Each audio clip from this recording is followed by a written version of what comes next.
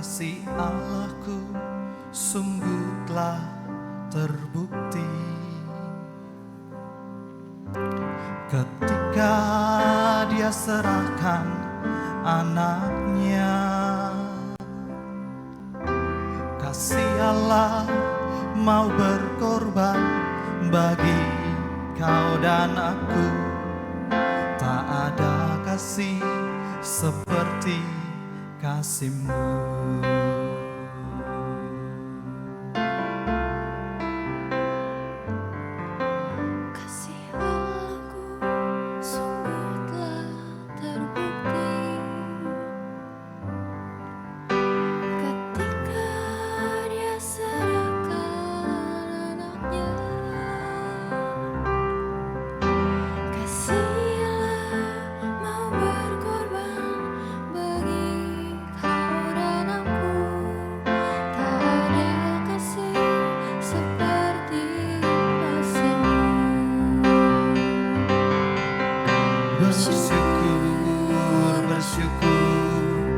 Bersyukurlah, bersyukur karena kasih setiamu. Ku sembah, ku sembah, ku sembah dan ku sembah. Selama hidupku ku sembah Kau Tuhan.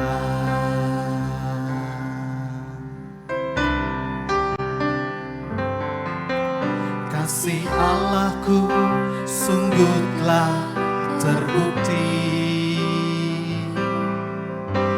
ketika Dia serahkan anaknya.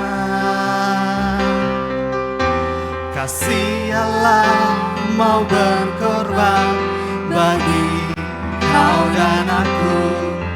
Tak ada kasih seperti kasih-Mu. Bersyukur, bersyukur, bersyukurlah, bersyukur karena kasih setiamu. Ku sembah, ku sembah, ku sembah dan ku sembah. Selama hidupku ku sembah Kau Tuhan. Bersyukur, bersyukur, bersyukurlah, bersyukur karena kasih setiamu. Ku sembah, ku sembah, ku sembah dan ku sembah. Selama hidupku ku sembah Kau Tuhan.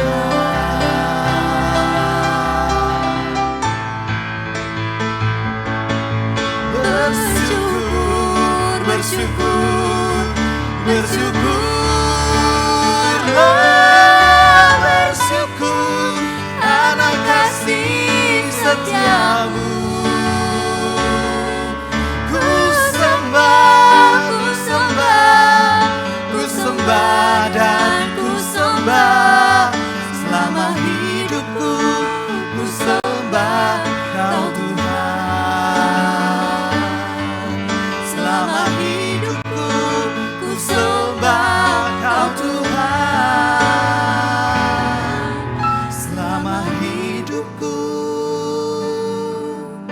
ku sembah Kau Tuhan.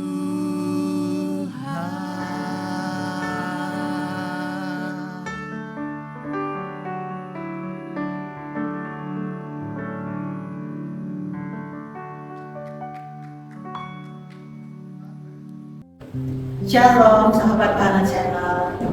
Saya mengucap syukur sekali pada saat ini diberi kesempatan untuk menyaksikan kasih Tuhan yang begitu besar bagi saya dan keluarga. Saya punya satu orang anak perempuan yang pada saat lahir itu sebenarnya normalnya nggak ada. Saya lihat tidak ada sesuatu yang mencurigakan. Saya melihat beberapa minggu setelah dia lahir, itu matanya itu sedikit memerah gitu ya. Saya kira waktu itu sekedar iritasi gitu ya, karena masih anak-anak, jadi hampir setiap bulan pasti datang ke dokter anak ya untuk periksa dan vaksin dan seterusnya gitu ya. Tapi sampai dengan bulan yang kedua, bulan yang ketiga gitu, matanya itu selalu merah gitu ya, kayak meradang menurut saya. Dan setiap ke dokter anak selalu diberi obat tetes mata ya untuk meredakan merahnya tersebut. Karena sampai dengan bulan yang keempat itu kondisi matanya tetap merah dan meradang. Kemudian saya coba untuk mencari alternatif, mencari dokter mata untuk lakukan tes, siapa tahu mungkin ada sesuatu yang terkait dengan kondisi matanya. Ya, saya pergi ke seorang dokter spesialis mata di sebuah rumah sakit di Yogyakarta, gitu ya. Kemudian dokter ini memeriksa, dari hasil diagnosisnya dia mengatakan bahwa ternyata anak saya ini tidak punya lubang air mata di salah satu matanya ya, sehingga saya ada di sisi yang sebelah kiri ya. Jadi di sisi sebelah kiri matanya itu tidak ada lubang air mata. Dan saya bertanya ke dokter tersebut, harus bagaimana ini solusinya? Dokternya menyatakan bahwa satu-satunya solusi itu adalah dioperasi untuk membuat lubang air mata pada sisi mata yang di sebelah kiri. Ketika saya mendengarkan itu, jujur saja saya itu merasa sangat down gitu ya, sangat takut, sangat gelisah, sangat ketakutan lah. Apalagi kondisi saya saat itu secara pribadi tidak begitu baik gitu ya. Kemudian saya dengan kebingungan saya ini, saya hanya bilang, Tuhan Yesus tolong saya ya. Karena saya tidak punya cara lain untuk berpikir akan diapakan gitu. Akan melakukan apa itu saya tidak tahu ya, karena saya merasa bahwa satu-satunya cara menurut dokter ini adalah ya dioperasi saja gitu ya. Saya tidak putus asa waktu itu, saya mencoba lagi mencari second opinion saya ke dokter yang lain. Saya cari di rumah sakit mata di Yogyakarta, ketemu seorang dokter, kemudian saya periksakan kembali kondisinya, ternyata diagnosisnya sama, bahwa ternyata anak saya ini Grace, ini ternyata tidak ada lubang air mata di mata sebelah kiri. Kemudian dokter ini berkata salah satu cara adalah ya memang dioperasi lebih cepat itu lebih baik, karena semakin besar nanti akan menjadi semakin sulit. Jadi sebaiknya secepat mungkin untuk dioperasi. Saat itu saya tidak punya pilihan lain kecuali mengambil keputusan untuk ya sudah, berarti jalan satu-satunya memang dioperasi ya. Kan untuk seminggu 2 minggu yang akan datang itu kami akan melakukan tindakan, dokter akan melakukan tindakan operasi. Sepanjang 1 minggu 2 minggu menunggu operasi inilah waktu bagi saya secara pribadi untuk berkumpul dengan Tuhan. Jujur saya tidak mungkin karena sudah berada, menurut saya pada saat itu sudah berada pada posisi dan titik yang paling rendah gitu ya dalam hidup saya ya, karena tidak ada lagi jalan keluar yang menurut saya itu logis ya selain jadi waktu itu sewaktu seminggu 2 minggu itu merupakan waktu bagi saya untuk banyak berbicara dengan Tuhan. Jujur saya memang tidak meminta untuk mukjizat yang besar terjadi, tidak. Saya juga tidak meminta untuk Tuhan sembuhkan, tidak. Tapi saya lebih banyak berdiam diri dengan Tuhan. Kebetulan saya ini punya kantor yang cukup jauh dari rumah saya. Perjalanan saya itu bisa sekitar 30 menit atau 45 menit. Jadi 30 menit, 45 menit saya sepanjang hari itu ketika saya berangkat dari rumah ke kantor, itu adalah waktu saya untuk banyak bicara dengan Tuhan gitu ya. Tapi sebenarnya tidak begitu banyak bicara, tapi lebih banyak menangis gitu ya. Tidak banyak hal yang secara khusus saya minta, tetapi saya berserah saja kepada Tuhan. Kalau memang ini adalah cara terbaik yang Tuhan izinkan kami melewatinya, saya percaya Tuhan akan memampukan saya dan anak saya ini untuk melewati hal tersebut.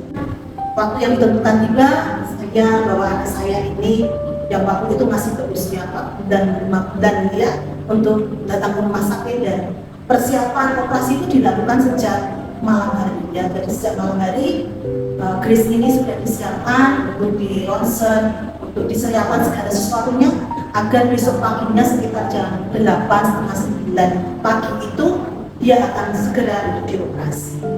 Paginya saya seperti biasa bangun pagi, kemudian doa pagi begitu ya. Saya masih ingat pujian yang kami naikkan pagi itu.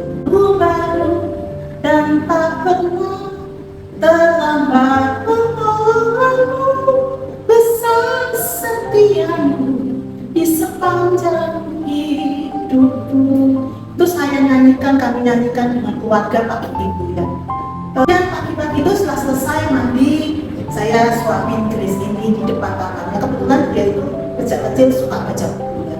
Jadi saya bawa buku bacaannya, kemudian saya suapin dia terus. Kita jam 7:30 dari depan kamar saya, kemudian dokternya itu akan visit untuk mereka yang hari ini akan dioperasi gitu ya. Dia visit gitu, dia lewat di depan kamar saya, di depan kami ada Grace dan saya di situ. Menyapa kami juga, dan dia berkata, karena Grace itu lahirnya besar ya, lahirnya itu 4 kilo berat, jadi lucu gitu ya, gendut gitu ya. Dokternya bilang, loh nanti ya, bentar lagi ya, kita akan operasi. Oke, kemudian dia lewat ya. Dia lewat tidak berapa lama, mungkin setelah dia visit, dia lewat kembali. Ini lewat yang kedua ya. Lewat yang kedua, sama seperti tadi dia menyapa kami lagi. Bentar ya, nah, kita bentar lagi akan operasi ya. Dia lewatlah di depan kami, sudah lewat itu kira-kira mungkin sekitar 10 langkah dari tempat saya dan Grace itu duduk. Dia itu kembali lagi, berarti sudah lewat yang ketiga kali ya. Dia lewat kembali, dia kembali lagi, kemudian dia bilang, dicobalah, dilihat dulu, dicek dulu ya, karena ini mau dioperasi. Kali-kali dia ngecek, kemudian dia bilang, saluran air matanya, lubang air matanya sudah ada. Waktu itu saya sedikit nggak apa heran, maksudnya gimana ya dok? Ini tuh lubang air matanya itu sudah ada. Jadi gimana dok? Sudah pulang saja, ya tidak perlu operasi. Saya katakan, puji Tuhan, sesuatu yang besar yang Tuhan lakukan pada kami dan keluarga, khususnya Grace waktu itu, sesuatu yang luar biasa, mujizat besar terjadi. Sesuatu yang tidak saya pikirkan, yang tidak kami pikirkan, yang tidak kami minta waktu itu, tapi sungguh Tuhan sudah sediakan bagi kami. Dia Allah yang mampu memahami apa yang kami butuhkan, kami inginkan. Ya. Meskipun saya tidak meminta sesuatu yang luar biasa, tapi saya tahu Dia Allah yang memahami kami, yang mengetahui kami, yang mengerti kami. Sesuatu yang sangat luar biasa, yang sangat besar, yang sangat mustahil, yang sudah Dia lakukan pada kami dan keluarga. Kami mengucap syukur Dia Allah yang luar biasa, yang mampu melakukan sesuatu, bahkan sesuatu yang sebenarnya tidak kami ucapkan. Roh yang ada di dalam kita itu berdoa untuk kita, untuk keluhan-keluhan yang mungkin tidak bisa lagi kita ucapkan. Saya sungguh tidak bisa mengeluh lagi sepertinya. Sudah berada pada titik yang paling rendah dalam hidup saya, dan saya tidak mengeluhkan apapun, tetapi Roh itulah yang berdoa dan mengeluhkan apa yang saya keluhkan, yang saya rindukan, yang saya inginkan di dalam hati saya. Saudara yang terkasih, jangan putus asa, tetap semangat bahwa Allah kita Allah yang luar biasa, yang mampu melakukan segala sesuatu yang ajaib dalam hidup kita. Nothing impossible. Gak ada yang tidak mungkin. Impossible is nothing. Tuhan Yesus. Puji Tuhan, hari ini kita boleh bersama-sama dalam acara Over Miracle God. Kita percaya bahwa mujizat masih ada sampai hari ini. Kita telah mendengar sebuah kesaksian yang menguatkan setiap kita, dan tiba saatnya kita akan merenungkan kebenaran firman Tuhan. Sebab firman Tuhan itu ya dan amin. Untuk itu mari kita berdoa sekali lagi. Kami mengucap syukur buat hari ini. Kami telah mendengar, melihat bagaimana perbuatan ajaib Tuhan buat setiap orang percaya. Dan kami percaya firman-Mu Tuhan yang menolong, menopang setiap kami, memberikan kekuatan. Dan biarlah saat ini kami akan merenungkan firman-Mu, sucikan, kuduskan, layakkan setiap kami. Di dalam nama Tuhan Yesus kami berdoa. Amin. Sahabat Bahana yang Tuhan Yesus kasihi, hari ini kita akan berbicara mengenai mujizat itu masih ada. Saya percaya dalam setiap pergumulan kehidupan orang percaya, kita pernah diperhadapkan oleh hal-hal yang mustahil. Dan disitulah kita belajar untuk mempercayai Tuhan. Seperti yang pernah terjadi dalam sebuah kisah di Injil Yohanes pasal yang kedua, ayat yang pertama sampai yang ke-11. Ada sebuah peristiwa yang kita kenal dengan perkawinan di Kana. Ada sebuah hal yang mustahil, hal ajaib, hal mujizat terjadi diberikan bagi setiap orang yang percaya. Saya bacakan demikianlah firman Tuhan. Pada hari ketiga ada perkawinan di Kana yang di Galilea. Dan ibu Yesus ada di situ. Yesus dan murid-muridnya diundang juga ke perkawinan itu. Ketika mereka kekurangan anggur, ibu Yesus berkata kepadanya, mereka kehabisan anggur. Kata Yesus kepadanya, mau apakah engkau daripadaku, ibu? Saatku belum tiba. Tetapi ibu Yesus berkata kepada pelayan-pelayan, apa yang dikatakan kepadamu, buatlah itu. Di situ ada 6 tempayan yang disediakan untuk pembasuhan menurut adat orang Yahudi. Masing-masing isinya 2-3 buyung. Yesus berkata kepada pelayan-pelayan itu, isilah tempayan-tempayan itu penuh dengan air. Dan mereka pun mengisinya sampai penuh. Lalu kata Yesus kepada mereka, sekarang cedoklah dan bawalah kepada pemimpin pesta. Lalu mereka pun membawanya. Setelah pemimpin pesta itu mengecap air yang telah menjadi anggur itu, dan ia tidak tahu dari mana datangnya. Tetapi pelayan-pelayan yang mencedok air itu mengetahuinya. Ia memanggil mempelai laki-laki dan berkata kepadanya, setiap orang menghidangkan anggur yang baik dahulu. Dan sesudah orang puas minum, barulah yang kurang baik. Akan tetapi engkau menyimpan anggur yang baik sampai sekarang. Hal itu dibuat Yesus di Kana yang di Galilea sebagai yang pertama dari tanda-tandanya. Dan dengan itu ia telah menyatakan kemuliaannya dan murid-muridnya percaya kepadanya. Amin. Berbahagialah setiap kita membaca, merenungkan, dan terlebih lagi belajar melakukan firman Tuhan. Sahabat Bahana yang Tuhan Yesus kasihi, setiap orang percaya pasti pernah menghadapi sebuah hal yang mustahil. Apakah itu proses yang Tuhan izinkan? Tapi satu hal firman Tuhan mengajarkan kita bagaimana saya dan saudara boleh mengalami mujizat. Hal yang pertama yang Yesus ajarkan, yaitu bahwa setiap orang percaya harus belajar mengundang Yesus dalam kehidupannya. Apabila kita mengundang Yesus, menempatkan Yesus sebagai Tuhan, Juru Selamat, Penolong, Pelindung, setiap orang percaya boleh mengalami namanya kemustahilan. Hari-hari ini mungkin saudara diperhadapkan pada hal-hal yang tidak mungkin dalam kehidupan. Tapi ada kabar baik hari ini. Undang Yesus dalam kehidupan saudara. Sebab dia satu-satunya juru selamat. Satu-satunya dapat menolong kehidupan saudara. Mungkin kau berkata, Pak, terlalu besar masalah yang aku hadapi. Terlalu pelik hal-hal yang aku hadapi. Terlalu berat beban kehidupanku. Yesus dapat menolong saudara. Datang pada Yesus. Yang kedua saudara, bukan hanya kita datang kepada Kristus. Yesus datang di sebuah desa.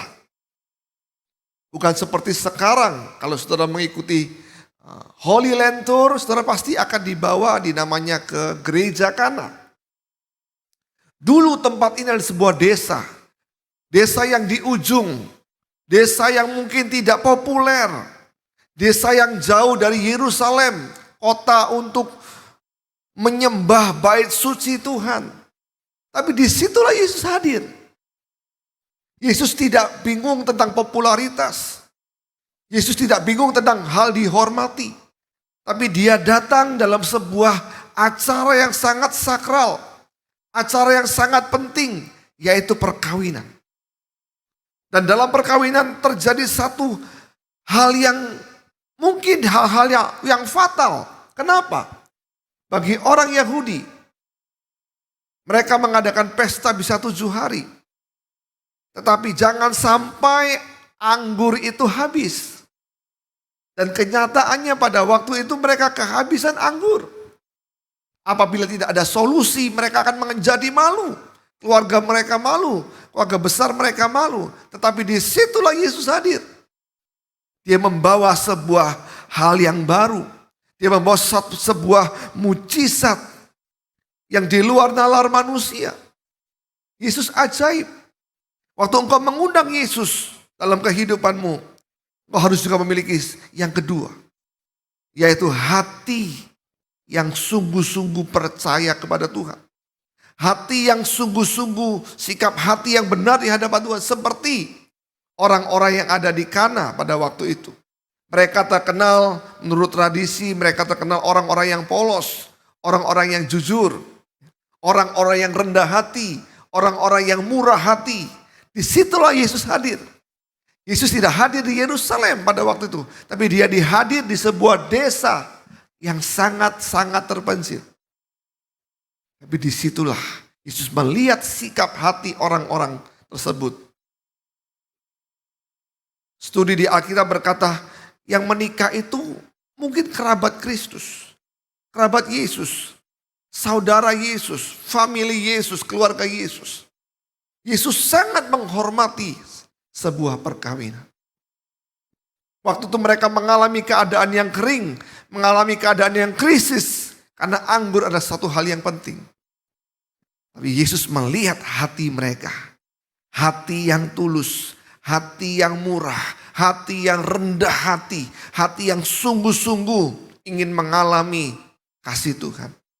Dan disitulah mereka melihat mujizat. Sikap hati yang benar di hadapan Tuhan sangat menentukan engkau mengalami mujizat Tuhan. Tuhan tidak melihat engkau orang yang hebat, engkau punya kekayaan yang luar biasa. Tapi dia lihat hatimu.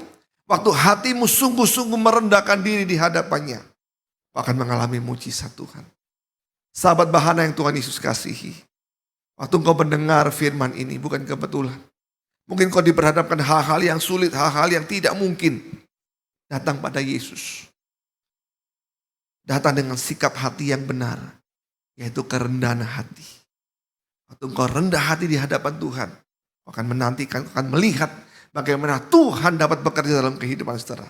Dan yang ketiga, pada waktu Yesus menyuruh para pelayan-pelayan itu mencedok, mengisi airnya, mengisi tempayan-tempayannya. Apa yang terjadi?